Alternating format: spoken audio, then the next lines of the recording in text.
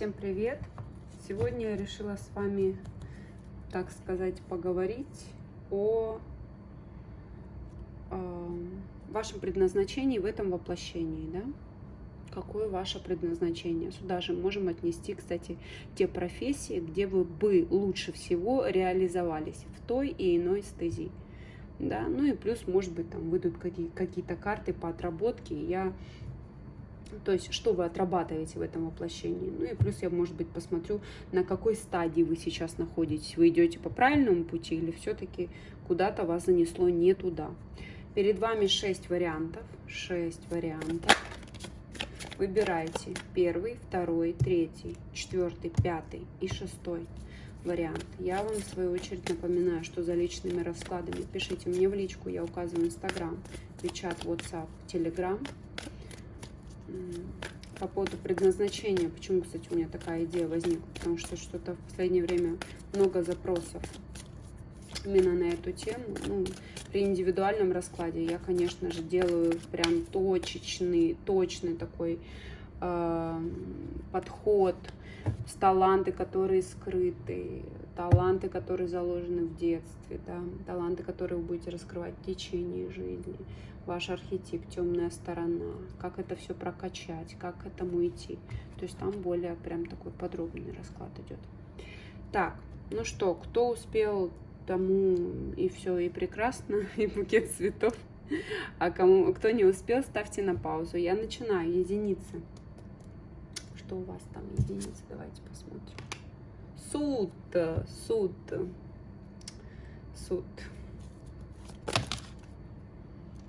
Ну вот, все.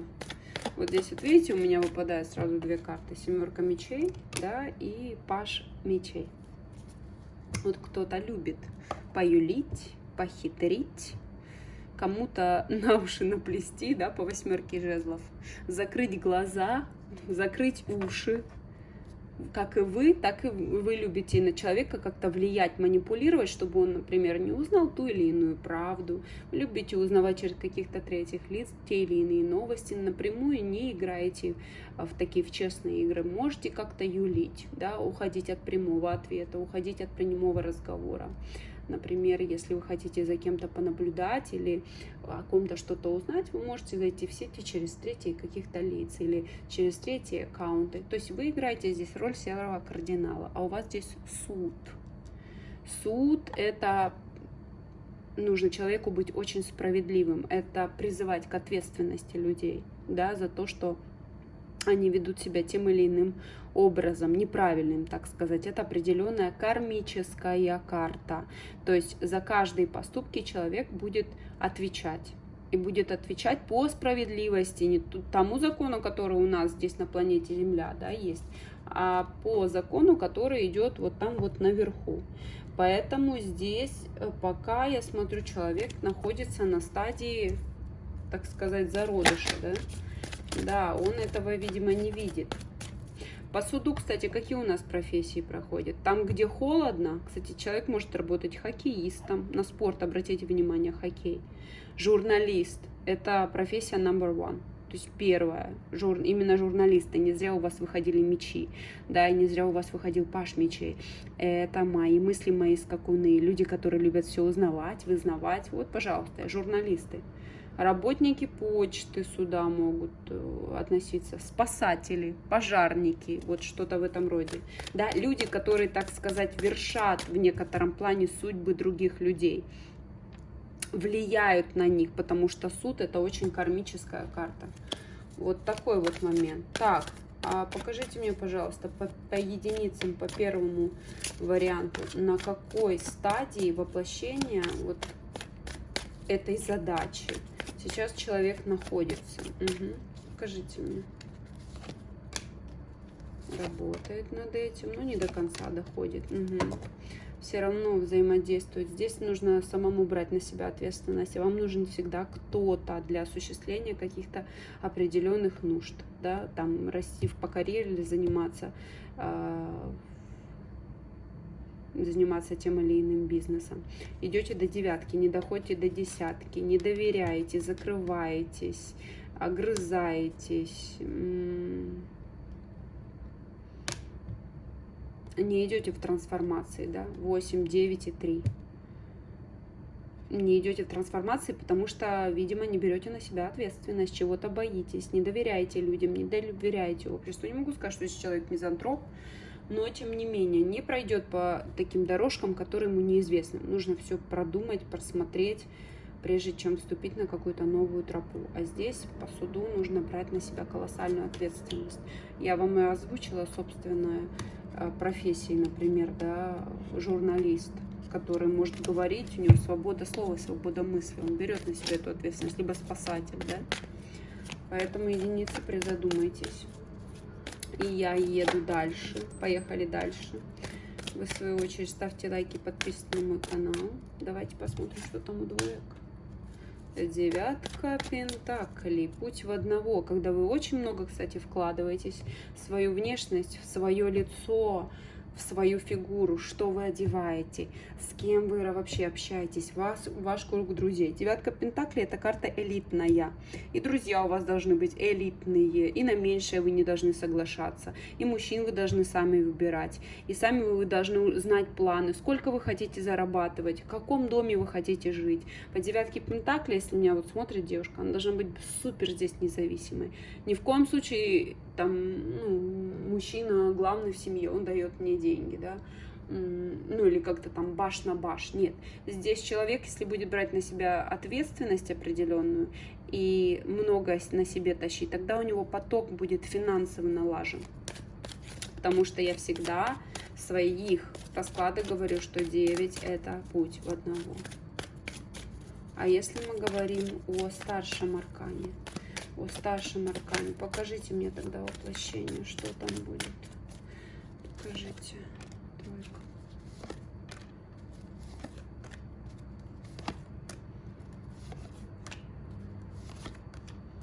Ох, далеко как. Ох, далеко как.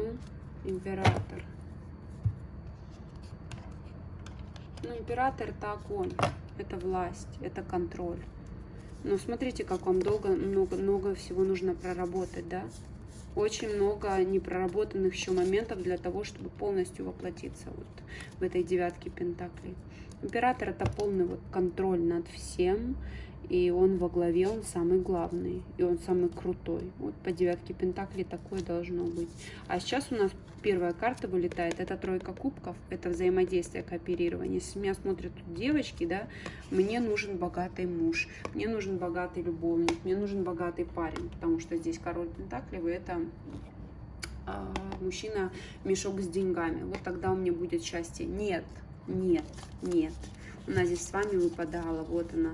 Тогда мне будет комфорт, да, по девятке кубков. Тогда вот у меня будет все, то полная чаша. Нет, семерка мечей, карта обмана. Это самообман. Неправильно смотрите. Здесь не просто у женщины женские энергии. Я говорю, если у меня сейчас второй вариант смотрят девочки. Ну, в большинстве случаев смотрят девочки, я знаю. А здесь сам император. Здесь женщина в брюках.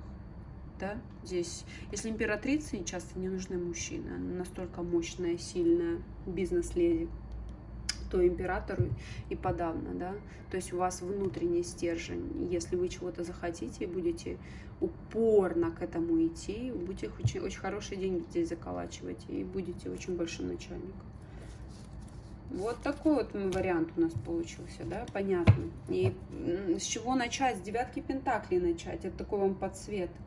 Обращайте внимание, я вам изначально сказала, с кем вы общаетесь, ваш круг друзей, куда вы на отдых ездите, что вы одеваете, каким косметологом вы ходите, потому что ваше тело, ваша внешность и та элита, с которой вы общаетесь, это первый шаг, и он самый важный на пути вот именно к этому императору. Так, двойки, спасибо за просмотр, ставьте лайки, подписывайтесь на мой канал, я двигаюсь дальше. Тройки, что у вас? Justice. Правосудие.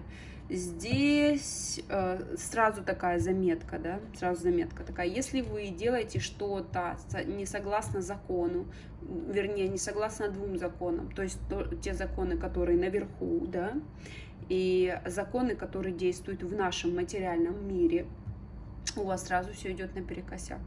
То есть это простуда, болезни, конфликты, потеря денег моментально. Просто моментально вас будет наказывать судьба, потому что вы должны здесь всегда поступать только по справедливости.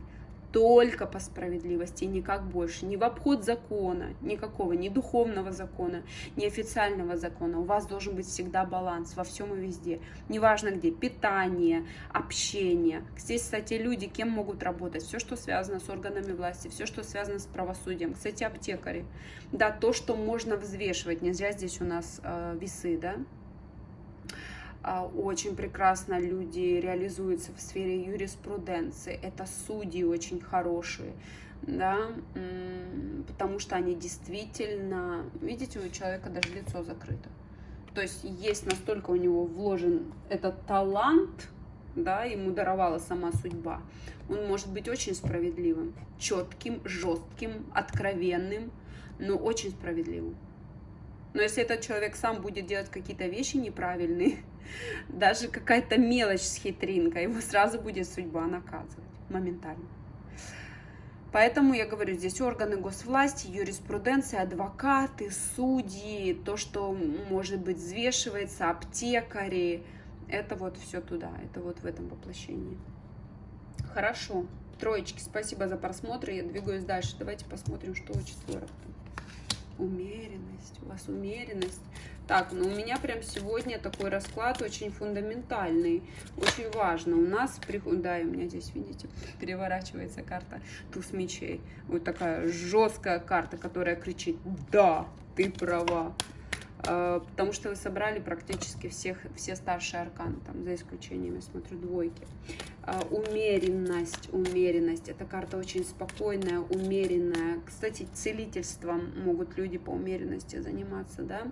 Либо тот, кто чистит людей, либо занимается тем, что, например, с помощью рук, да, лечит ауру людей. Туда же можно, да, человек, который всегда находится в каком-то балансе, и он людей приводит в равновесие, в баланс по умеренности. Что-то, что связано с водой, кстати, с психологией, да, опять-таки. Здесь человеку вот воплощение какое должно быть еще по умеренности, он должен быть всегда в балансе. Умеренность — это то, что всегда ровненько. Здесь очень жестко нужно соблюдать, например, питание, очень важно. По умеренности это всегда здоровая пища. Все должно быть по умеренности, потому что, скорее всего, здесь мне человек смотрит, который, ну, из крайности в крайность, у него нет золотой середины. Поэтому в этом воплощении у вас должен быть баланс, как здесь, вот видите, показано ин и янь. Знак у нас, да, ци, который воплощает энергию. Поэтому самое главное — это ваш баланс. Плюс ко всему, вы же, я говорю, можете быть каким-то чьим-то ангелом-хранителем. Ангелы-хранители у нас не только находятся в отсеке умерших людей. Ангелы-хранители есть люди, которые живы, которые живут вот в нашем мире, да, не являются для кого-то ангелами-хранителями. Вот вы, в свою очередь, можете это тоже воплотить. А какой человек мне сейчас смотрит по четверке? Что там у него? Что там? Ну сила, здесь огонь. Здесь огонь, хотя умеренность тоже у нас, но сила — это больше давление, это все равно не туда. Умеренность, кстати, по умеренности люди могут быть внешне очень выглядеть молодо, потому что, я говорю, все зависит от питания. Сила — это все-таки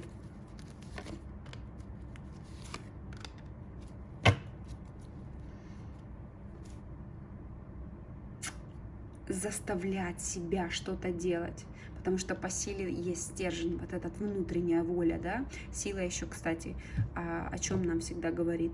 О том, что человек может контролировать свои вот эти животные инстинкты, которые свойственны всем людям. У него есть настолько сильная воля. Ну, если в быту вам, грубо говоря, объяснять, дают вам пачку семечек, и вы просто съедите только одну. Вот это о силе, да. Например, вот такой вот момент. И у нас перекрывается это четверками. То есть заложен потенциал, а он не работает. он не работает вообще никак.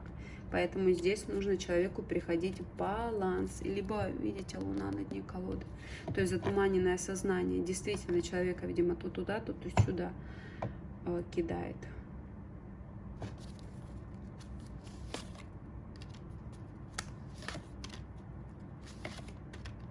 То, что наполняет людей, то, что дает им ресурсность. Я говорю, например, даже вот как семейный психолог какой-то. Так, четверки. Ну, вот такой вот здесь вариант у вас получился. Так, ставьте лайки, подписывайтесь на мой канал. Да, спасибо за просмотр. Я двигаюсь дальше к пятерочкам. Что у вас там? Ну, я же говорю, сегодня архиважный расклад. У нас еще один старший аркан. Причем я тусовала колоду очень хорошо. Башня. Башня. Вот человек здесь действительно тоже является как вершителем судеб, да?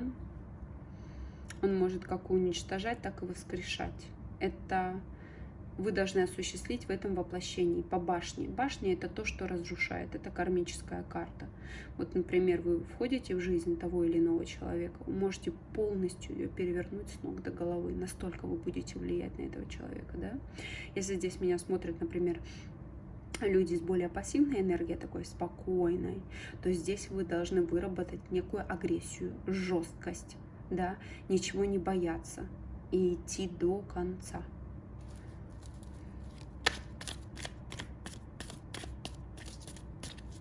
Люди, которые такие модераторы, они ничего не боятся.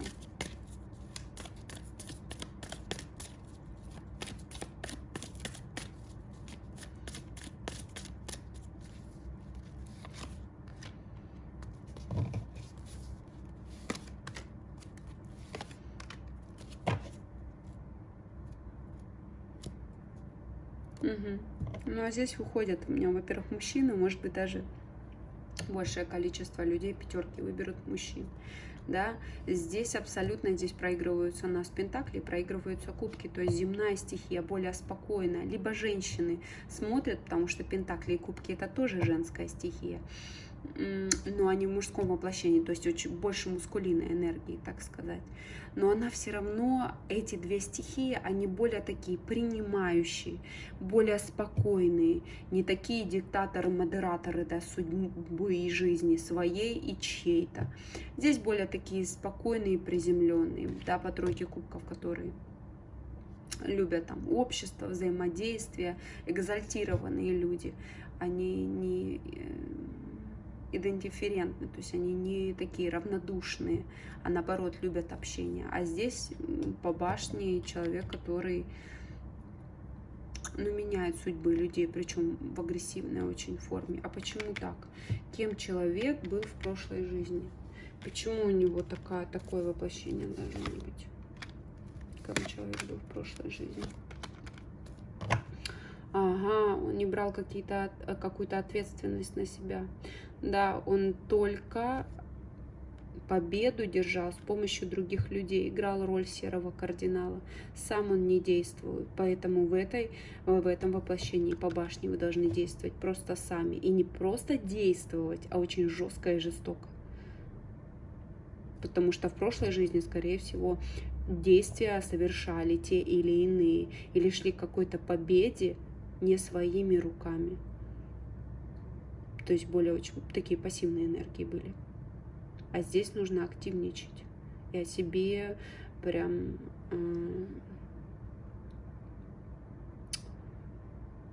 о себе гласить именно очень так достаточно жестко и агрессивно. Так, ну вот такой у нас с вами получился здесь вариант, да, пятерка. Такой вариант. Спасибо вам за просмотр. Ставьте лайки, подписывайтесь на канал. За личными раскладами пишите мне в личку. Я все указываю под видео. И я двигаюсь дальше.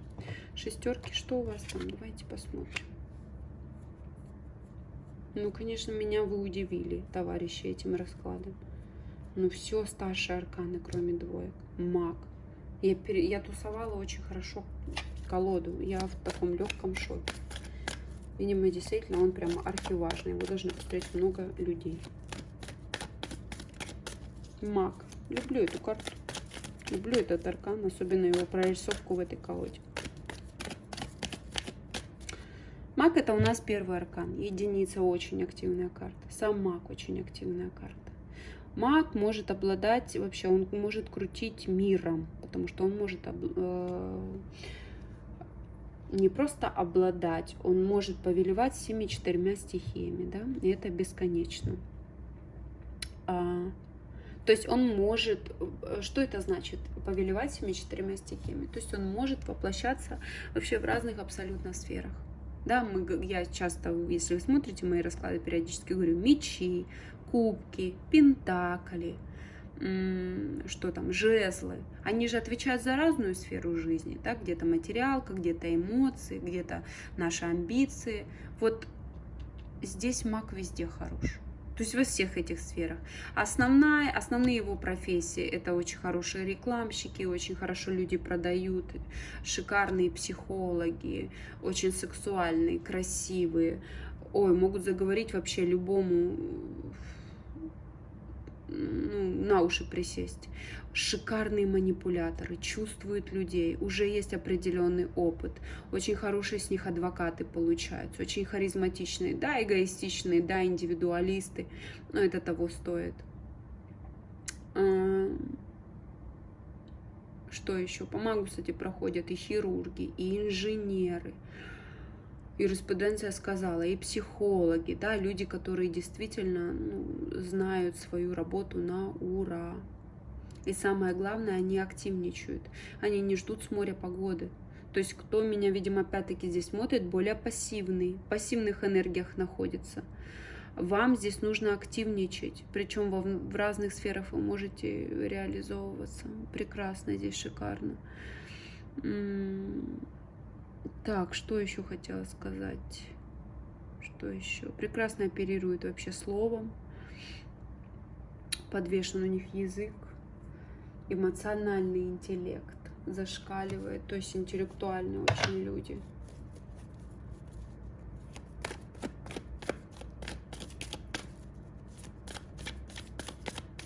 В каких энергиях сейчас находится человек?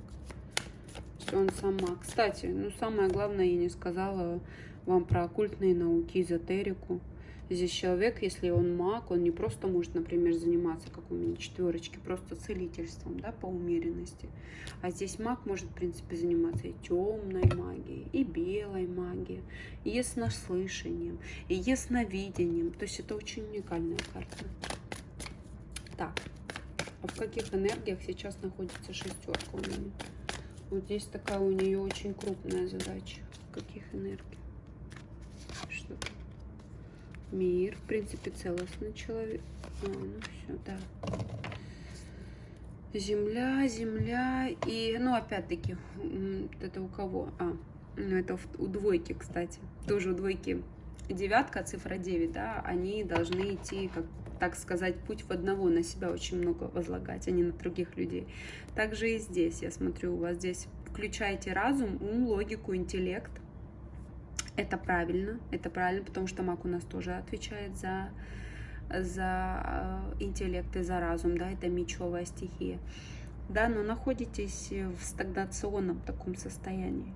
То есть вы можете здесь, я так поняла, дорасти, человек по миру, возможно, кстати, работает в интернете, возможно, он сейчас учится чему-то, да, по пажу мечей, какие-то тренинги, он открыт, в принципе, к изучению, обучению, интеллектуально уже человек развит, и он может дорасти до короля мечей.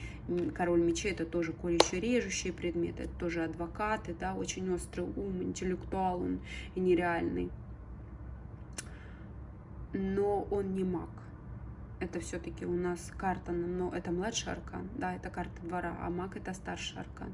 Как я уже сказала, маг обладает 4, возможно, рулить 4 стихиями, а король мечей, он только опирается на свою ум, логику и разум. У короля мечей часто страдает именно чакра сердечная, да, у него не хватает эмоций, он закрыт. Солдат, который не знает слов любви абсолютно, и с этим огромные проблемы. А у мага нет. он настолько искусный. Поэтому здесь нужно немножечко корректировать ваш путь. Идете туда, но не совсем туда, так сказать, да. Ну, еще, кстати, здесь, да, кто меня смотрит, я же говорю, не зря я сказала про оккультные науки, да, верховная жрица еще идет, и маг. Ну, это здесь человек действительно может быть очень искусным магом, действительно очень искусным ведьмочкой или, я не знаю, тем человеком, который занимается магией. А здесь вот человек только пока занимается тем, что все-таки включает математический склад ума, такие интеллектуальные более науки. Так, ну все, шестерки, все сказала. Спасибо вам за просмотр. Ставьте лайки, подписывайтесь на мой канал. Я, в свою очередь, не говорю вам прощайте, а говорю просто пока-пока, до скорых встреч.